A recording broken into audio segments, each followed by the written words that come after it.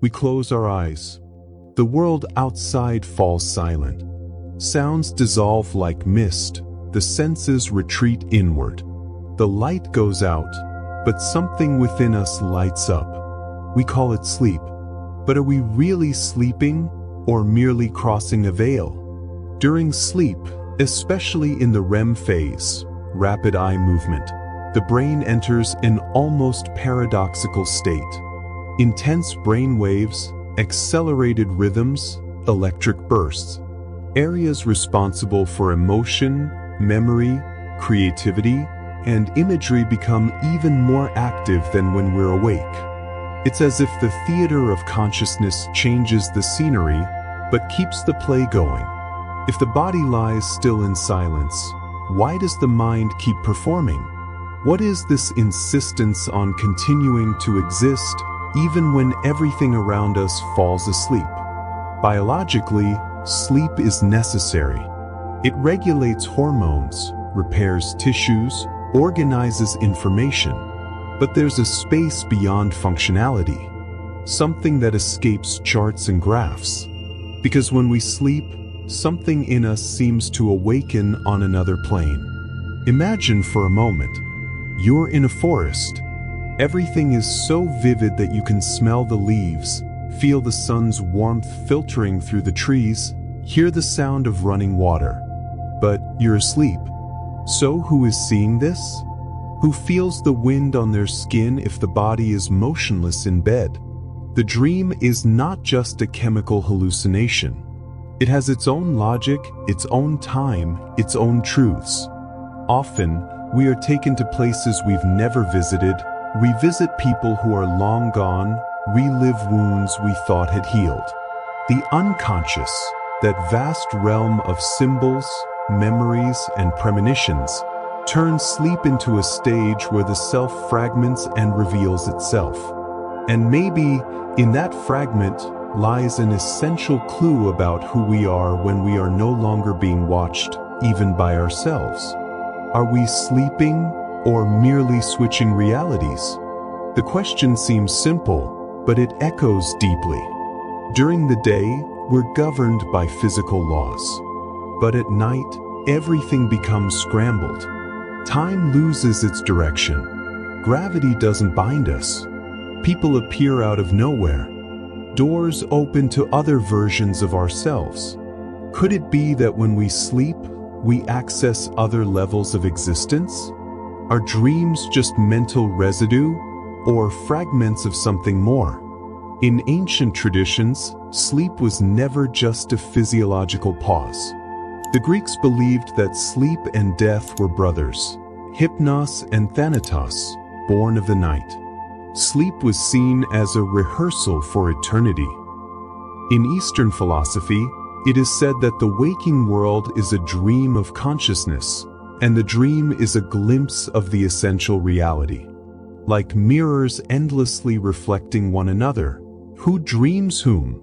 When science looks at sleep, it measures. When the soul looks at sleep, it dives. Maybe we've grown so used to seeking answers that we've forgotten how to live the questions. Because to sleep is not to vanish. To sleep is to cross over. And consciousness, that mysterious entity, doesn't sleep, it simply changes form. Perhaps when we close our eyes, we're not escaping the world, but finally reuniting with what the world has kept us from seeing. Traditional science still sees the brain as the absolute command center of consciousness. But what if the brain isn't the generator, but the receiver? What if, during sleep, this antenna we call the brain adjusts its channel and tunes into a reality we can't access while awake? That is the foundation of some of the most provocative scientific theories about sleep, the mind, and the true nature of consciousness. Physicists Roger Penrose and Stuart Hameroff propose an idea that, for decades, was considered heresy in academic circles. Consciousness is not a byproduct of the brain. It is a fundamental field of the universe. According to the orchestrated objective reduction theory, Orchestra, Consciousness emerges from quantum processes occurring inside the microtubules of brain cells. These microscopic structures would be entangled with the fabric of the universe, like threads of the same cosmic tapestry. When we sleep, these microtubules are freer to vibrate at different frequencies, like a radio switching out of FM mode and tuning into a station we've never heard before. And what we pick up there is what we call a dream. If this is true, then dreams aren't inventions of the brain. They are transmissions from a wider reality, one that exists beyond matter. Now imagine this. You're inside an ultra-realistic video game. So realistic that you forget you're even playing. Everything makes sense. Everything feels solid. But then, you fall asleep. During sleep, you partially disconnect from the system, run source code updates, and test new variables inside the environment. This is the core idea of the simulation theory, advocated by thinkers like Nick Bostrom, and even considered plausible by figures like Elon Musk. If we are, in fact, inside a hypercomplex simulation, where matter is merely code and time is an illusion, then sleep would be a moment of partial logout, or perhaps an upload of consciousness patches. In that case, dreams wouldn't be mere fantasies. They would be parallel testing environments, or memory fragments of other realities where we also exist. To dream would be to remember, or to anticipate, or to escape. There are also scientists who don't deny the brain-based origin of dreams, but still admit something equally intriguing. The dream is a different form of consciousness. Researcher Alan Hobson, for example, sees dreams as distinct neurobiological states, with their own rules, their own chemistry, their own reality. Consciousness, in this model, doesn't shut down during sleep. It simply shifts from a rational, linear mode to a symbolic, non-linear, emotional one. It's as if we had two brains, one for when we're awake, logical, analytical, survival-oriented, and another for when we sleep, symbolic, mystical, poetic, a navigator of the soul. Sleep is not a shutdown, it's a repositioning. It is consciousness shifting form, function, and frequency. What if, while we sleep, we are simply accessing what we can't sustain in the waking state? What if the dream is a laboratory of the cosmic mind? What if every time we close our eyes, we return to a kind of source we came from? These questions, though they may sound fantastical, remind us of something essential. Science still knows very little about what we call consciousness. And perhaps it's because it keeps trying to measure what can only be lived. In this context, sleep is not just a bodily necessity. It's an invitation, a calling for the mind to remember its multiple nature, and for the self, so accustomed to identifying with a name, a routine, a social security number, to finally remember something greater, something that pulses between worlds, something that waits for nightfall to whisper truths the daylight cannot hear. Since the dawn of time, human beings have dreamed, and not only at night with closed eyes, but dreamed about what life is, what lies beyond death, and what happens when we fall asleep and leave the waking world behind. While modern science only began studying sleep in laboratories a few decades ago, spiritual traditions have for millennia regarded sleep as a sacred ritual. For many cultures, sleep is not just a physiological process, it's a portal, a bridge between the visible and the invisible, between the physical body and the eternal soul. And in that nightly crossing, consciousness does not rest. It travels.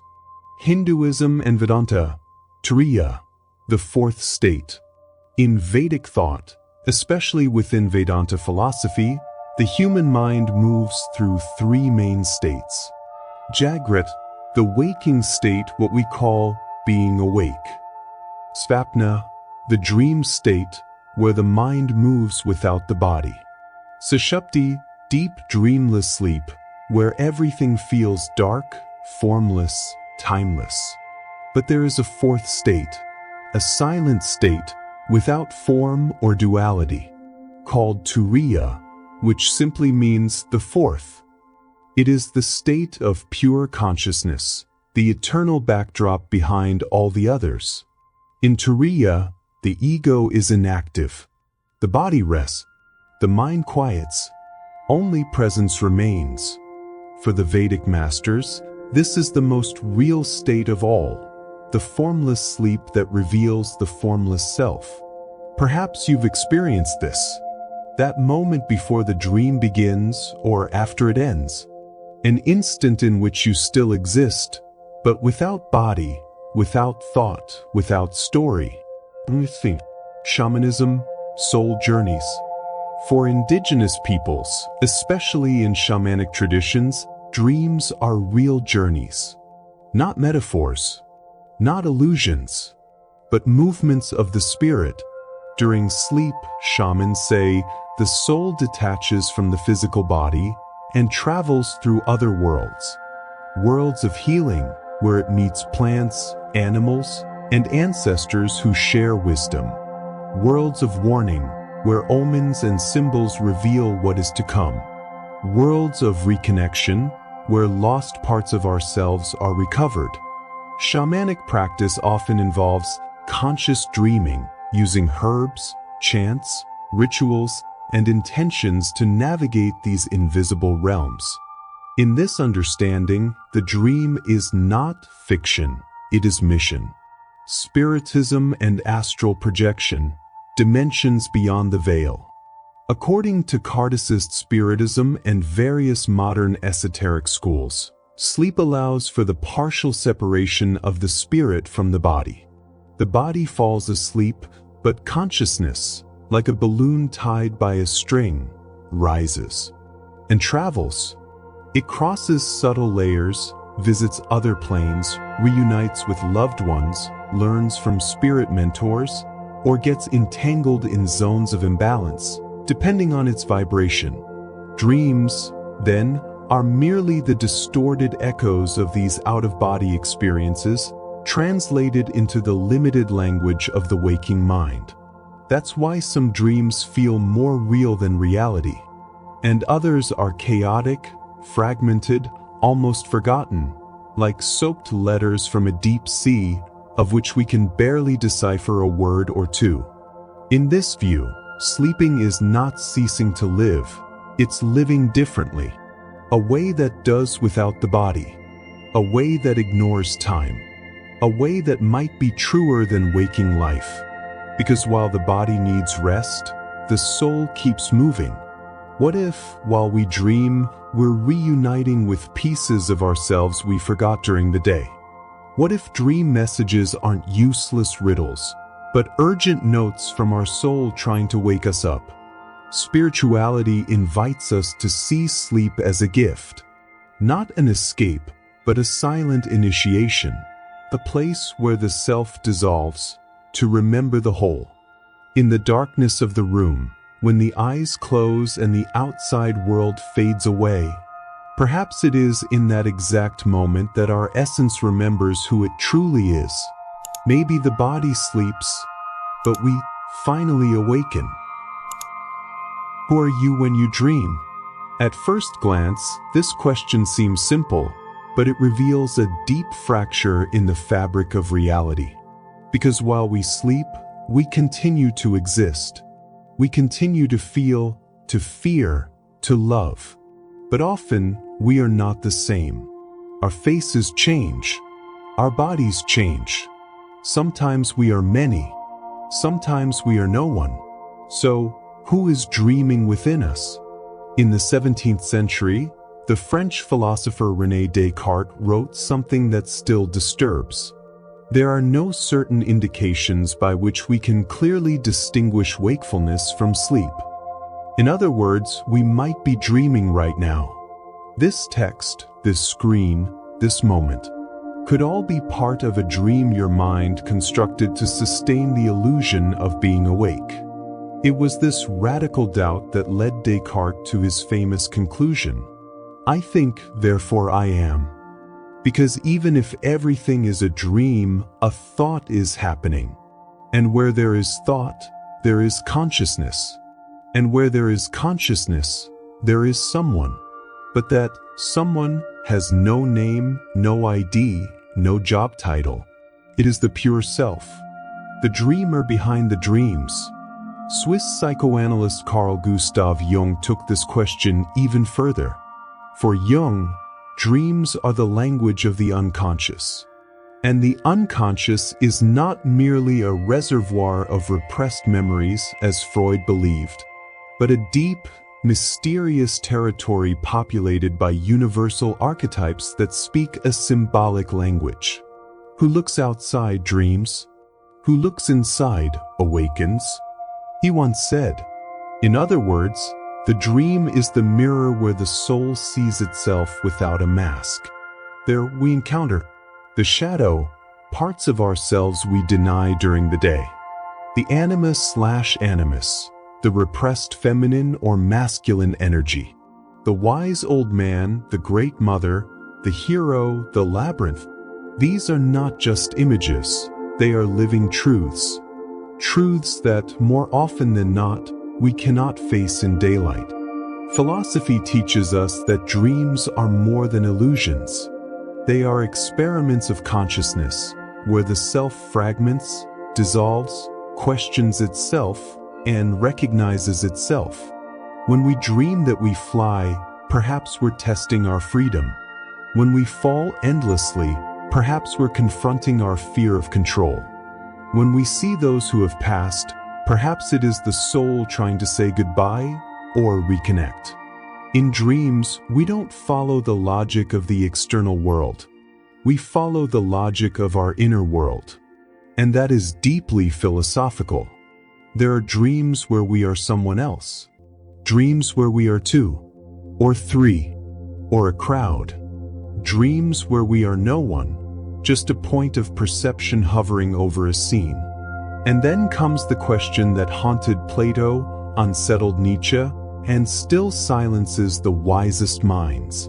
What is the self? Is there a fixed, stable, solid I? Or are we merely temporary narratives that tell themselves, in different forms, across each state of consciousness? To dream is to become another, in order to perhaps discover who we are. In waking life, we wear social masks. In dreams, we wear symbols. In philosophy, we remove all the masks, and still do not find a definitive face. A place where concepts aren't debated with words, but enacted through images. A place where learning happens not through arguments, but through symbolic encounters, internal collisions, emotional catharsis. The dream, in this sense, is a living question. Who am I when no one is looking? Who am I when the world demands nothing from me? Who am I when even my name falls asleep? Perhaps, then, to sleep is a profoundly philosophical act. Not an escape from thinking, but a return to the essence of thought. And each dream, a rehearsal. Each night, a chance. Each fragment of a dream, a seed of truth. Because only those who dare to sleep deeply can truly awaken.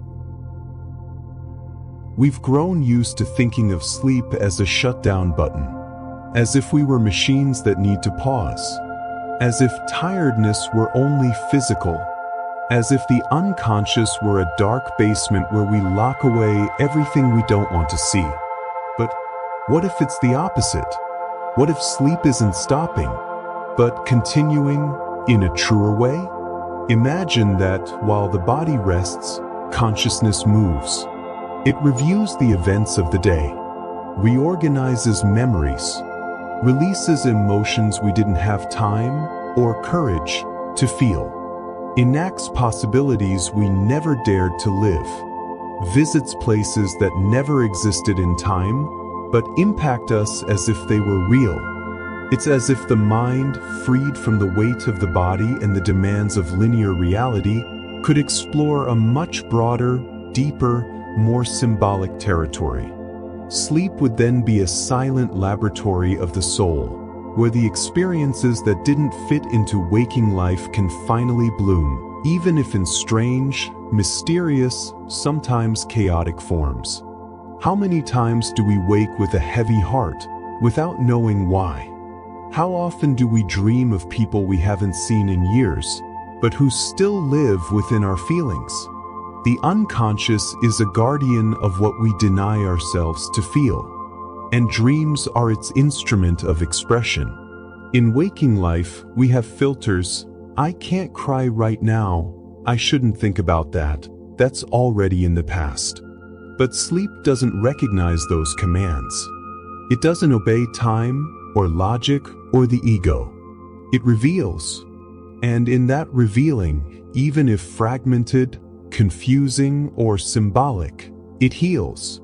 There are dreams that seem to take us back to childhood places. Others place us in situations that haven't yet happened, but feel strangely familiar. And then comes a disturbing, but inevitable question. What if time, in dreams, is just an illusion? In sleep, everything is now. And in that expanded now, perhaps consciousness is revisiting old wounds in order to transform them, anticipating future paths as symbolic intuitions, fusing past, present, and future into a single moment, like a circle where everything meets. Returning to an idea mentioned earlier, what if the mind doesn't create dreams, but merely tunes into them, like a lens that, at night, turns inward and finds another source of reality, an alternate channel of consciousness? In that sense, sleep would be like stepping out of the theater of waking life and entering the backstage where future scripts are sketched, where old characters return for a final line, where the sets are silently rearranged. What if dreams are parallel planes of ourselves, testing versions of life we didn't dare to live? What if, every night, the soul dances in possibilities that, even if never realized, transform us deeply? As we said in the beginning, consciousness doesn't shut down when we sleep. It changes channels. In waking life, it is objective, rational, shaped by culture and the senses. In sleep, it is symbolic, emotional, free, and perhaps closer to its original nature. Sleep isn't shutting down. It is returning to the source. And if there's a part of us that only exists on that plane, a dream self made of memories, desires, and essence, then denying the value of dreams is denying part of who we are. What if we sleep to remember who we are before the world told us who we should be? That's the proposal of this new perspective. Not to see sleep as absence, but as total presence. Not to see dreams as illusion, but as encrypted messages from the soul. Not to see falling asleep as escape, but as awakening on another level of consciousness. Because perhaps true exhaustion isn't physical. Perhaps what drains us is having to play the role of ourselves for so long. And sleep, then, is the only moment when we let that role fall away. And in the deepest, deepest part of sleep, truth finds us, without mask, without name, without hurry. Each night, we lie down thinking we're leaving, that we're stepping off stage, that it's time to pause, to vanish, to disappear. But what if it's precisely in that moment, when the lights go out, that we truly begin to exist?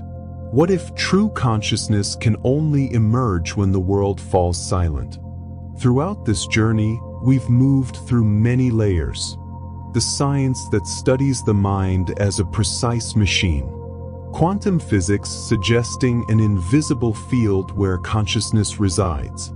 spiritual traditions that speak of the soul's journeys, dreams as fragments of another language, philosophy that questions reality itself. Each one, despite their differences, points toward the same invisible direction. Sleep is not absence. Sleep is another kind of presence. In waking life, we carry titles, fears, duties, expectations, and limits. But in sleep, all of that falls away. Identity dissolves. The timeline disappears. The rules of the physical world no longer apply. And what remains? A fluid consciousness, free, in motion, perhaps more authentic. Maybe the true paradox lies right here. We think we sleep to rest from life, but maybe waking life is the intermission between two deeper journeys. The journey of the spirit when it dreams, and the journey of the self when it remembers itself. Maybe dreaming isn't an escape from reality, but a touch of something more real. Maybe waking up isn't leaving the dream, but forgetting it. Maybe sleep isn't a little death, but a quiet rebirth. What if the waking world is the simulation, and dreams are contact with the original? What if consciousness doesn't need the brain to exist, but only uses it as a bridge? What if the night, silently, is the moment we return home? Not home as a physical place, but as a state of being, a state of connection, a state of presence, a state of truth. And sleep, the pause where we remember we're far more than the character we've been playing. Maybe we'll never know for sure what happens when we sleep, but maybe we've never been more awake than now, simply by reflecting on it. Because to reflect is to awaken. To question is to awaken. To feel is to awaken. To be still is also. And maybe that's where it all comes together. In the moment we put the world to sleep, so we can finally hear ourselves. Close your eyes. Take a deep breath. Don't fear the darkness, because perhaps it's within it that your light turns on.